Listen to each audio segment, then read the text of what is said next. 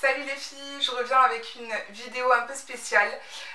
Comme je vous l'avais demandé sur Instagram, je vous avais demandé en fait si ça vous plairait de voir, d'avoir une vidéo en fait sur mon aventure capillaire, savoir un peu voilà comment j'ai fait pour en arriver là avec mes cheveux, et puis voilà comment sont mes cheveux naturels. Je vous mettrai des photos de quand j'étais petite, je vous mettrai des photos voilà, de mon évolution au niveau de mes cheveux, de ma période quand je me suis défrisé les cheveux, de ma période quand j'ai pris conscience que j'avais envie de retrouver ma vraie nature de cheveux, voilà. Une évolution un peu de mon aventure capillaire, que vous sachiez un peu par quoi je suis passée. Tout simplement pour avoir une histoire sur une aventure capillaire qui peut être intéressante et qui peut vous plaire. Voilà, donc j'espère que la vidéo vous plaira. Je vous mettrai donc les photos ici sur le côté, donc c'est pour ça qu'il y a un espace blanc à côté de moi. Et puis ben, on y va, on commence. Mon aventure capillaire démarre à ma naissance, bien sûr. Donc je vais vous montrer une photo de mes parents. Donc mon père est ghanéen, ma mère est camerounaise française, donc elle est métisse. D'où mon métissage, en fait je suis carteronne.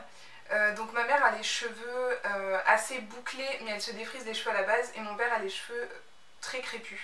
Et moi en fait je suis sortie avec des cheveux donc à la naissance assez lisses, je pense que c'est le cas de tous les bébés, hein, quand à la naissance on a les cheveux assez lisses. Et puis au fur et à mesure j'ai commencé à avoir ma vraie nature de cheveux, donc des cheveux assez, on va dire assez crépus mais quand même assez souples. Donc voilà, je vais vous montrer une photo juste ici, de quand j'étais bébé. Ensuite, en grandissant, en fait, donc ma mère s'occupait très bien de mes cheveux parce qu'elle a toujours eu l'habitude en fait de s'occuper des cheveux de ses sœurs et de ses cheveux à elle-même. Donc elle sait natter, elle sait faire toutes sortes de coiffures. Donc elle s'occupait très bien de mes cheveux, elle me faisait souvent la plupart du temps des nattes. J'adorais cette coiffure et tout le monde adorait cette coiffure sur moi. Quand j'étais petite, je les faisais assez au carré. Et puis au fur et à mesure que je grandissais, je demandais un peu plus de longueur à ma mère. Donc un peu plus de travail aussi, mais bon ça la dérangeait pas, elle passait 4 heures, 8 heures à me faire des nattes et à chaque fois le résultat était magnifique quoi. Donc même les gens lui demandaient pourquoi elle se mettait pas à son compte pour faire des nattes tellement son travail était magnifique. Donc voilà, donc jusqu'à mes, on va dire,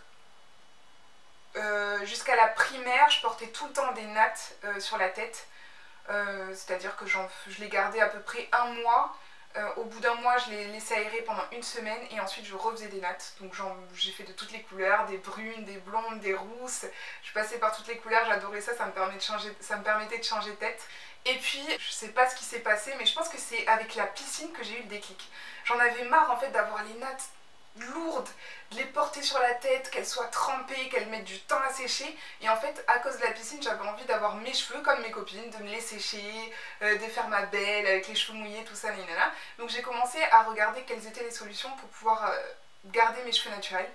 Donc c'est là en fait que j'ai demandé à ma mère si c'était possible de faire un défrisage, puisque je la voyais se défriser. Et du coup c'est quelque chose qui me donnait envie d'avoir les cheveux souples, d'avoir les cheveux presque lisses ou limite ondulés. Et je trouvais ça trop beau et puis je voulais faire comme mes copines à l'école, donc j'ai demandé à ma mère si elle pouvait me défriser. Donc à partir de ce moment-là, bon, ma mère a accepté, elle ne voyait pas d'inconvénient puisqu'elle se défrisait elle-même les cheveux et puis elle faisait attention, elle faisait des soins, etc. Donc elle m'avait dit qu'elle me montrerait en fait comment faire mes soins pour ne pas abîmer mes cheveux. Donc voilà. Donc là, je commence à faire des défrisages. Premier défrisage, je kiffe, j'ai les cheveux longs, ils sont souples, ils sont ondulés, j'adore, ça bouge quand je tourne la tête, etc. Bref, voilà, je kiffe trop. Je vais à l'école, mes copines elles kiffent, nanana, donc voilà, c'est bon délire, j'étais trop contente. Et en fait est venu l'engrenage du défrisage, c'est-à-dire que à chaque fois que j'avais des repousses, je voulais faire un défrisage. Je faisais pas tant de brushing en fait quand je faisais des défrisages, je les gardais ondulés. Mais en fait c'est le volume que je n'aimais pas à l'époque. Je voulais avoir des cheveux sans volume. Voilà, c'était ça mon objectif en fait. Donc plus le temps passait, plus je faisais mes défrisages, 6e, 5e, 4e, 3e, bon bref, les années passent, je me faisais toutes sortes de coiffures. Souvent la même d'ailleurs, soit je lâchais mes cheveux mais c'était assez rare parce que même s'ils étaient défrisés j'en avais quand même, j'étais pas à l'aise en fait avec mes cheveux, voilà, à part quand ils étaient mouillés, mais bon ça séchait vite forcément, et donc voilà, je faisais souvent des chignons, des demi-queues, etc. Bref, au fur et à mesure du temps, en fait, j'ai commencé à m'apercevoir que mes cheveux, à chaque fois que je les défrisais, je commençais à avoir un petit peu mal au cuir chevelu, ou je voyais qu'ils poussaient plus autant, c'est-à-dire que les pointes se cassaient, donc je me retrouvais toujours avec la même longueur. Et les années passées, j'avais toujours la même longueur, je me retrouvais avec un carré, donc je comprenais pas. Après, je m'en occupais bien, j'avais des techniques qui me permettaient d'avoir des cheveux défrisés mais en bonne santé, c'est-à-dire qu'ils n'étaient pas forcément très longs, donc je dépassais jamais, on va dire, cette hauteur-là, je dépassais jamais, mais ils étaient quand même en bonne santé, c'est-à-dire que je faisais des masques, je mettais beaucoup d'après-shampoing, je laissais poser l'après-shampoing même directement sur mes cheveux pour avoir les cheveux super souples et ça me les rendait brillants, donc ça j'adorais ça. Et donc voilà, je m'occupais assez bien de mes cheveux même s'ils étaient défrisés, mais je commençais à tiquer, je commençais à me sentir pas bien avec ces cheveux assez plats, sans forme, sans vraiment de vie. Et voilà, donc j'ai commencé à vouloir faire d'autres coiffures, vouloir me lisser la frange. Je lissais pas forcément le derrière, j'ai jamais vraiment fait ça, peut-être j'avais la flemme de lisser mes cheveux. Donc voilà, je lissais la frange, ça j'ai beaucoup aimé. Et ensuite j'ai commencé à avoir envie d'avoir des cheveux longs. Donc ce que je faisais, c'est que je mettais en fait des rajouts à l'arrière, donc ça s'appelle des piquets lâchés. Je faisais des piquets lâchés à l'arrière et devant je faisais des nattes collées ou je faisais une frange, ou voilà, je trouvais toutes sortes de coiffures en fait pour pouvoir avoir une certaine longueur. J'ai fait une fois un tissage, donc j'ai jamais voulu en fait faire de tissage lisse. Je sais pas, je trouvais que ça me correspondait pas. Donc j'avais fait un tissage bouclé. Et franchement, premier jour, j'étais un peu sceptique parce que ça faisait assez faux sur ma tête, je trouvais que c'était pas naturel. Et au fur et à mesure, j'ai commencé à m'approprier le tissage et j'ai commencé à bien aimer en fait. Donc voilà, ça allait, c'était pas non plus l'extase non plus, mais voilà, je kiffais. Je commençais à me poser des questions sur le défrisage, quelle alternative je pourrais trouver pour coiffer mes cheveux, mais voilà, tout en ayant une belle texture de cheveux, etc. Et puis j'ai commencé à regarder un petit peu sur internet, donc c'est là que j'ai commencé à faire mon blog, mon tout premier blog. C'est parce que j'ai vu en fait des vidéos, je sais pas si vous connaissez, mais de Miss Von TV. C'est la première en fait que j'ai regardée en fait sur le net. Enfin, elle avait un blog et YouTube à l'époque, et en fait ça m'a trop donné envie de revenir au naturel, de regarder ses cheveux, de regarder comment elle prenait soin de ses cheveux, etc. Donc c'est là qu'a commencé ma transition. Je crois que c'était en 2009 ou en 2010, je sais plus. J'essaierai de vous mettre ici la bonne date. Et en fait, je regardais ces vidéos, j'étais en extase, je me disais waouh, c'est ces cheveux naturels, ils sont magnifiques, ils sont crépus, mais en même temps ils sont bouclés. Ça m'a donné envie de savoir, de connaître la texture de mes cheveux à moi. Voilà, j'ai continué à faire les coiffures que je faisais avec des piquets lâchés derrière et des nattes collées sur le devant. Donc c'est moi qui me faisais ma coiffure toute seule.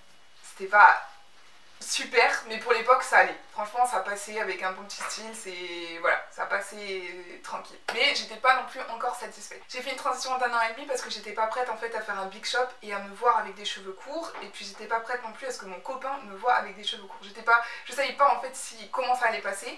Et ça a été compliqué de gérer les deux textures, mais c'était pas si compliqué que ça parce que j'avais trouvé la technique de faire des braid out et des twist out.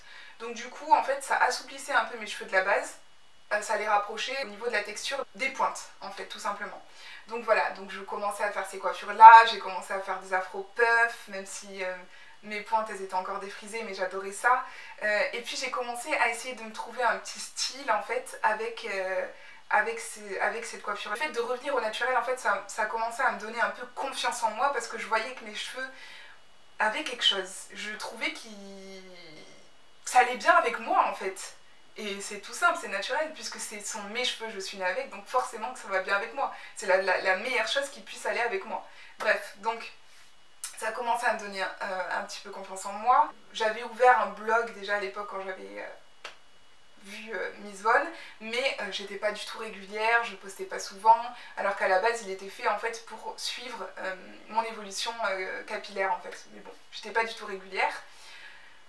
Et voilà, en est venu le temps où j'ai commencé à couper petit à petit mes cheveux et à avoir mes cheveux naturels de plus en plus. Et c'est marrant parce que je me rappelle d'une période où en fait j'étais partie voir Ismaël, mon copain, et en fait je lui demandais de mesurer mes cheveux. Et je me rappelle que quand je prenais ma mèche, ça arrivait à peine au milieu du front en fait. J'avais, je crois, 8 cm de cheveux. Et j'étais toute contente parce que je me disais, ouais, j'ai les cheveux naturels, j'ai 8 cm de cheveux, ils sont longs et tout, nénana. Donc je commençais à me faire des petites bannis, tout ça, nénana. Bref, j'étais trop contente. Et voilà, s'en est suivi en fait après des soins. J'ai commencé à regarder comment entretenir mes cheveux, etc. À devenir un peu plus régulière sur le blog, à vouloir un peu plus changer de coiffure. Et à chercher à faire des coiffures avec mes cheveux naturels en fait, à chercher comment à définir les boucles. Je me rappelle, j'étais avec ma cousine et on avait trouvé en fait le Eco Styler Gel et on se disait, moi c'est génial, on va pouvoir se faire des boucles dans les cheveux, t'imagines quand ils vont être longs et tout, là. Bref, on était au taquet, on était trop à fond. Et voilà en fait, et c'est une aventure qui est géniale en fait, parce qu'on sait pas où on va, on sait pas comment vont être nos cheveux, même si on cherche, on regarde quand on était petite, etc. Les cheveux évoluent en fait, ils changent au fur et à mesure du temps. Donc l'aventure capillaire c'est un peu une surprise, mais quand tu t'y mets à fond et que tu prends soin de tes cheveux, ben forcément tu peux te casser la gueule. Hein. Des fois, moi je me suis cassé la gueule, je suis passée par des moments où j'avais les cheveux hyper secs, où j'avais les cheveux cassants, parce que je les entretenais pas comme il fallait en fait. Et au fur et à mesure de pratiquer, c'est comme tout. Au fur et à mesure de pratiquer, on se rend compte que ben, on y arrive, on trouve des solutions, on kiffe en fait tout simplement. Ça fait 9 ans que je suis naturelle, pourtant je pourrais être complexée de me dire oui j'ai pas assez de longueur etc, mais non, je kiffe mes cheveux, je les coupe en temps et en heure, c'est-à-dire à peu près tous les 3 à 6 mois je coupe un petit peu les pointes pour qu'ils retrouvent du volume et du ressort.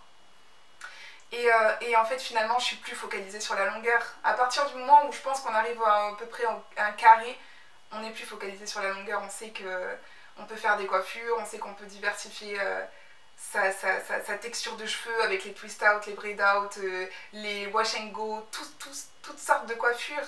Et en fait c'est ça qui est kiffant avec notre aventure capillaire. Donc voilà, je vous avais juste raconté cette petite histoire pour que vous ayez un aperçu de comment j'ai vécu mon aventure capillaire, que vous ayez un aperçu de mes photos, même si c'est des photos dossier. J'ai honte, hein, j'ai honte franchement de vous montrer ces photos là, mais c'est pas grave, on s'en fout. C'est l'évolution, tout le monde passe par là, on est petit, on grandit, etc. Donc il n'y a pas de souci, voilà, tout le monde passe par là. Et puis comme ça vous donne un aperçu, et puis ça peut motiver certaines personnes qui ne sont pas encore naturelles et qui doutent un petit peu. Donc voilà, j'espère que cette vidéo pourra aider certaines d'entre vous à vous motiver à revenir au naturel. J'espère qu'elle pourra voilà, en booster d'autres à continuer à rester naturel. Et puis voilà. Je vous fais de gros bisous et puis je vous dis à bientôt. Ciao. Oh dja dja, y'a pas moyen dja dja. J'suis pas ta cata dja dja. Genre en katana baby tu dettes ça.